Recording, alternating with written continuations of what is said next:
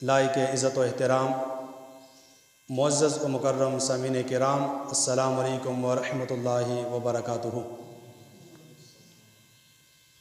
عزیزان گرامی، قرآن مجید برہان رشید کی آیت بینہ کا ایک حصہ تلاوت کرنے کا شرف حاصل کیا۔ بارگاہ رب العزت میں دعا ہے مولا کریم حق اور سچ بیان کرنے، اس پر عمل کرنے اور دوسرے مسلمان بھائیوں تک پہنچانے کی توفیق عطا فرمائے۔ گزشتہ جمعے میں والدین کے مقام اور والدین کے ساتھ حسن سلوک کے متعلق ہم گفتگو کر رہے تھے، اور انشاءاللہ آج کے خطبے میں بھی اسی موضوع کو آگے بڑھاتے ہوئے والدین کے ساتھ حسن سلوک پر گفتگو کریں گے۔ جو آیت کریمہ میں نے تلاوت کی، رب ذوالجلال نے ارشاد فرمایا وَقَضَىٰ رَبُّكَ أَلَّا تَعْبُدُوا إِلَّا إِيَّاهُ وَبِالْوَالِدَيْنِ إِحْسَانًا۔ اس آیت کریمہ میں بھی رب ذوالجلال نے سب سے پہلے اپنی عبادت کا حکم دیا، فرمایا کہ تم اللہ کی عبادت کرو، عبادت اللہ کے سوا کسی اور کی نہ کرو، وَبِالْوَالِدَيْنِ إِحْسَانًا، اور والدین کے ساتھ احسان کرو، حسن سلوک کیا کرو۔ رب ذوالجلال نے قرآن مجید میں جہاں پر اپنی عبادت کا ذکر کیا، ساتھ ہی یہ بھی حکم دیا کہ والدین کے ساتھ حسن سلوک کیا کرو، اور والدین کے ساتھ حسن سلوک کی جو تشریح حضور علیہ الصلوۃ والسلام نے اپنے فرامین کے اندر بیان کی، سرور عالم صلی اللہ علیہ وسلم نے اپنے صحابہ کو جن فرامین کی تعلیم دی، اور صحابہ کرام سے ہوتے ہوئے وہ فرامین آج ہم تک پہنچ چکے ہیں۔ گزشتہ جمعے میں اس حوالے سے چند ایک حدیثیں آپ کے سامنے بیان کی تھی۔ حضور نبی کریم علیہ الصلوۃ والسلام نے والدین کے ساتھ حسن سلوک کی جو تشریح بیان فرمائی، ان میں ایک یہ بھی فرمایا کہ والدین کے ساتھ گفتگو نرم لہجے میں کیا کرو، نرم لہجے میں، کبھی بھی والدین کے ساتھ گفتگو کرتے ہوئے سخت لہجہ استعمال نہ کرو، کیونکہ والدین کے ساتھ گفتگو میں اگر تم سخت لہجہ استعمال کرو گے تو فرمائی یہ بھی والدین کے شان میں بے ادبی ہے۔ اونچا بولنا تو دور کی بات ہے، والدین کے مقابلے میں آنا تو دور کی بات ہے، والدین کے گریبان کو پکڑنا تو دور کی بات، صرف فرمایا کہ سخت لہجے میں گفتگو بھی نہ کرو، نرم لہجہ استعمال کرو۔ اور حضرت سیدنا طلیسہ بن میاس بیان فرماتے ہیں کہ میں رسول اللہ صلی اللہ علیہ وسلم کے ساتھ ایک مقام پر موجود تھا، اور انہوں نے حضور سے فرمایا کہ حضور ایک زمانہ یہ تھا کہ مجھ سے ایک کبیرہ گناہ ہو چکا ہے۔ حضرت عبداللہ بن عمر سے انہوں نے فرمایا، عبداللہ بن عمر نے فرمایا کہ وہ گناہ کیا تھا؟ فرمایا کہ میں نے یہ گناہ کیا، وہ کہ سارے گناہ انہوں نے گن لیے۔ عبداللہ بن عمر فرماتے ہیں کہ اے طلیسہ بن میاس، یہ کبیرہ گناہ نہیں ہے جو تو بیان کرتا ہے، جو گناہ تجھ سے سرزد ہو چکے ہیں، جو تو بیان کرتا ہے میرے سامنے، فرمایا یہ کبیرہ گناہ نہیں ہے۔ فرمایا میں نے حضور سے سنا کہ حضور نے فرمایا کبیرہ گناہ 9 قسم کے ہیں، 9 گناہ ایسے ہیں کہ اگر وہ بندہ وہ گناہ کرے گا تو وہ سارے کے سارے گناہ کبیرہ گناہ میں شمار ہوں گے۔ فرمایا پہلی چیز اللہ کے ساتھ کسی کو شریک کرنا، عبادت صرف اللہ کی کرو، اللہ کے ساتھ کسی کو شریک نہ کرو۔ فرمائے اگر تم اللہ کے ساتھ کسی کو ذات اور صفات میں شریک کرو گے، فرمایا یہ کبیرہ گناہ ہے۔ آگے فرمایا کسی جاندار کو قتل کرنا، یہاں پر انسان کی نہیں جاندار کی بات ہو رہی ہے، ہر وہ چیز کہ جو جاندار ہو، جو روح رکھتی ہو، شرط یہ ہے کہ وہ مضر نہ ہو۔ اگر تم کسی جاندار کو بغیر مضر ہونے کے قتل کرو گے، مارو گے، فرمایا یہ بھی کبیرہ گناہ ہے، کسی جاندار چیز کو قتل نہ کیا کرو۔ فرمایا جب تم جہاد کے میدان میں ہو، اس وقت جہاد سے بھاگنا یہ بھی کبیرہ گناہ ہے۔ فرمایا جب بھی میدان جہاد میں جاؤ، جیسا بھی معاملہ ہو، تمہارا پلہ بھاری ہو یا کمزور ہو، کبھی میدان جہاد سے اپنے قدم پیچھے نہ کرنا، فرمایا یہ بھی کبیرہ گناہ ہے۔ فرمائے پاک دامن عورت پر تہمت لگانا یہ بھی کبیرہ گناہ ہے۔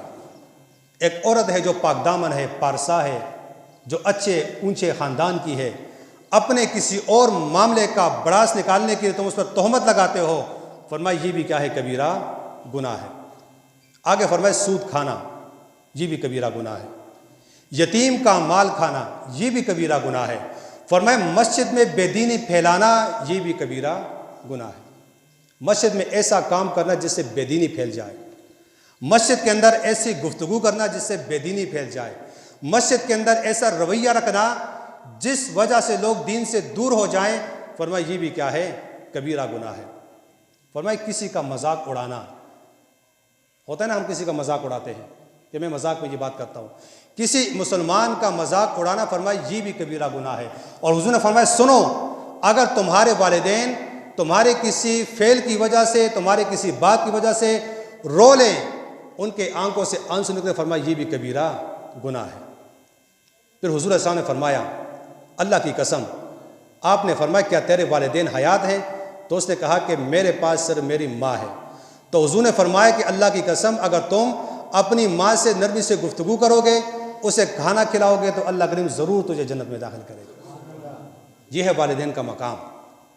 والدین کے ساتھ نرمی سے گفتگو کرو، گفتگو کرتے ہوئے والدین سے سخت لہجہ استعمال نہ کرو۔ فرمائے اگر تمہارے باتوں کے لہجے کی سختی کی وجہ سے والدین کے آنکھوں سے آنسو نکلتا ہے، فرمائے یہ کبیرہ گناہ ہے، سارے گناہوں میں بڑا گناہ۔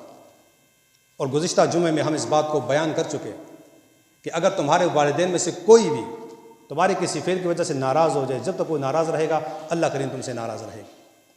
جب تک والدین کو راضی نہیں کرو گے، فرمایا رب ذوالجلال تم سے کبھی راضی نہیں ہوگا۔ حضرت ابو ہریرہ بیان فرماتے کہ حضور صلی اللہ علیہ وسلم نے بیان فرمایا کہ بیٹا اپنے باپ کے احسان کا بدلہ نہیں دے سکتا۔ ایک بیٹا ہے وہ ساری زندگی والدین کی خدمت کرے کرے کرے، فرمایا وہ والد کے احسان کے ایک احسان کا بدلہ بھی نہیں دے سکتا۔ ساری زندگی احسانات تو اپنی جگہ پہ، ساری زندگی والد نے اس کے لیے جو مشقتیں اٹھائی، جو مصیبتیں اٹھائی، وہ تو اپنی جگہ پہ۔ والد نے پوری زندگی میں اس کے ساتھ اگر ایک نیکی کی ہے نا، تو یہ بیٹا اس نیکی کا بدلہ بھی نہیں دے سکتا۔ ہاں ایک صورت میں دے سکتا ہے، وہ کیا ہے کہ جب اس کا والد غلام ہو۔ آج کا چونکہ غلام تو ہے نہیں، اگر والد غلام ہے، یہ والد کو خرید کے آزاد کر لیتا ہے تو اس کے احسان کا بدلہ دے سکتا ہے، وگرنہ یہ والد کے احسان کا بدلہ نہیں دے سکتا۔ آج وہ نوجوان جو والدین کو کچھ سمجھتے نہیں ہیں، آج وہ نوجوان جو والدین کو کسی خاطر میں نہیں لاتے، والدین کے بات کو دل پہ نہیں لیتے، وہ اس حدیث کو سامنے رکھ کر اپنے ضمیر کو جھنجھوڑیں اور اپنے آخرت کی فکر کرتے ہوئے والدین کو منا لیں۔ فرمایا ساری زندگی گزارو، والدین کے ایک احسان کا بدلہ بھی نہیں جو ہے وہ تم ادا کر سکتے۔ ایک صحابی نے حضور کی بارگاہ میں عرض کی، یا کوئی نیک بندہ تھا جس نے صحابی کی بارگاہ میں عرض کی کہ میں نے اپنی والدہ کو کاندھے پہ اٹھایا، کئی میل میں نے سفر کیا، بیت اللہ کو میں پہنچا، راستے میں ایسے علاقے سے گزرا جس کے پتھر گرمی کی وجہ سے اتنے گرم ہو چکے تھے، اگر اس کے اوپر بندہ گوشت رکھ لیتا وہ بھی پک جاتا۔ فرمایا میں ننگے پاؤں ان پتھروں پہ چلا، والدہ کو میں نے حرم کو پہنچایا، طواف کروایا، والدہ کو واپس گھر لے کر آیا۔ فرمایا کیا میرے والدہ کا حق ادا کر دیا؟ فرمایا تو نے تو ایک لمحے کا حق بھی ادا نہیں کیا۔ ایک انسان اتنی مشقت سے والدہ کو کاندھے پہ اٹھا کے اس کو طواف کرواتا ہے، فرمایا تو ایک احسان کا بدلہ بھی نہیں دے سکتا۔ تو جو والدہ نے، جو والد نے 60-70 سال تیرے ساتھ مشقتیں برداشت کی، تو چھوٹا تھا، تجھے بڑا کیا، تجھے جوان کیا، تجھے پڑھایا، تجھے لکھایا، تیرے لیے پتہ نہیں کیا کیا اس نے کیا، کس طرح کی نوکری اس نے کی، کس طرح کی ڈیوٹی اس نے کی، اس نے دھوپ کا خیال نہیں رکھا، سردی کا خیال نہیں رکھا، مشقت کا خیال نہیں رکھا، اپنے وجود کا خیال نہیں رکھا، اپنی صحت کا خیال نہیں رکھا کہ میرا بیٹا پڑھ لکھ کے بڑا ہو جائے۔ اور جب بیٹا پڑھ لکھ کے بڑا ہوتا ہے، جب وہ شادی کرتا ہے، وہ کہتے ہیں مجھے الگ کر دو، میں والدین کے ساتھ نہیں رہنا چاہتا، میرے راستے والدین سے الگ ہو جائیں، کیونکہ میری اپنی زندگی ہے، والد کی اپنی زندگی ہے۔ اس بدبخت کو کیا پتا کہ جب تو چھوٹا تھا، تجھے اس عمر تک پہنچانے میں تیرے والد نے اپنے جگر کو پگھلایا ہے، تیرے والد نے اپنے خون کا پسینہ بہایا ہے، تیری والدہ نے اپنی ساری زندگی، اپنی جوانی تیرے لیے لٹا دی تھی، تو ان کے احسانات کا بدلہ دینے کے بجائے ان سے الگ ہو رہا ہے۔ حضور نے فرمایا سنو، بڑا بدبخت ہے وہ انسان اور یہ حضور نے جبریل امین کے بددعا پہ آمین کہا تھا۔ صحابہ کرام فرماتے ہیں کہ حضور نے ممبر کے پہلی سیڑھی پہ قدم رکھا، فرمایا آمین، دوسری پہ رکھا، فرمایا آمین، تیسری پہ رکھا، پھر فرمایا آمین۔ صحابہ کرام نے وجہ پوچھی، حضور 3 سیڑھیوں پہ پاؤں رکھ کر آپ نے آمین کیوں کہا؟ فرمایا جب میں نے پہلی سیڑھی پہ قدم رکھا، جبریل امین آئے، انہوں نے ایک بددعا کی، فرمایا حضور تیرا وہ امتی ہلاک ہو جائے، برباد ہو جائے، تباہ ہو جائے جو اپنے والدین میں سے کسی کو بڑھاپے میں پائے ان کی خدمت کر کے جنت حاصل نہ کر سکے۔ میں نے فرمایا آمین۔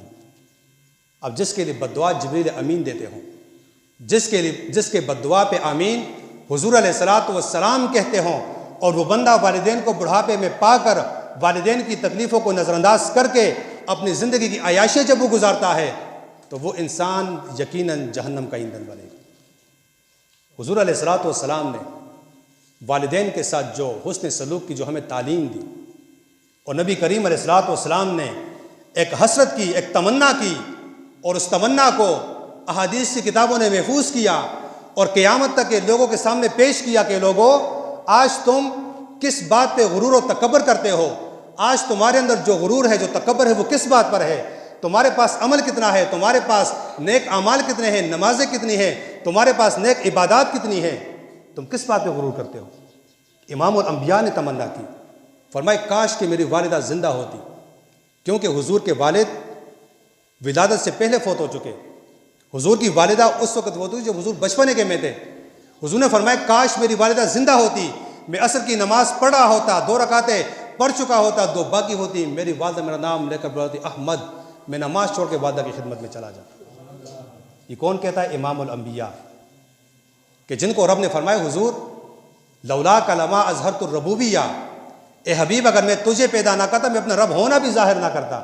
جس کے لیے رب نے فرمایا کہ حبیب اگر میں تجھے پیدا نہ کرتا تو میں زمین و آسمان کچھ نہ پیدا فرماتا۔ رب نے فرمایا میں چھپا ہوا خزانہ تھا، میں نے یہ چاہا کہ میں پہچانا جاؤں، حضور میں نے تجھے پیدا کر دیا تاکہ تیری وجہ سے لوگ مجھے پہچانیں۔ اور وہ حضور کہتے کاش میری والدہ زندہ ہوتی، میں نماز پڑھا ہوتا، رب کا حکم بجا لاتا ہوتا، 2 رکعتیں ہو چکی ہوتی، 2 باقی ہوتی، والدہ مجھے بلاتی، میں نماز چھوڑ کے والدہ کی خدمت میں چلا جاتا۔ آج وہ نوجوان، آج وہ بیٹے، آج وہ بیٹیاں جو والدین کی کسی بات کو دل پہ نہیں لیتی، والدین کے سامنے اونچا بولتے ہیں، والدین کی بے ادبیاں، بے گستاخیاں کرتے ہیں، وہ اس حدیث کو سامنے رکھ کر اپنی زندگی کو جھنجھوڑیں، کیونکہ حضور نے فرمایا کہ یہ والدین، یہ والد تمہارے لیے جنت کا دروازہ ہے، یہ جنت تمہارے ماں کے قدموں کے نیچے رکھی گئی ہے۔